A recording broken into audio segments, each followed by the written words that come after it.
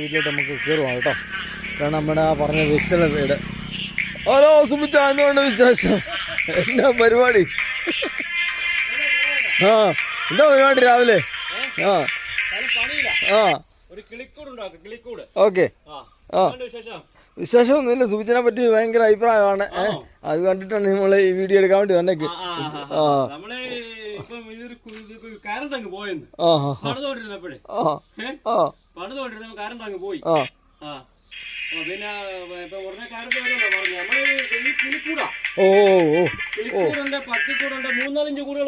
ഇതൊക്കെ നമ്മുടെ പട്ടിയല്ലേ?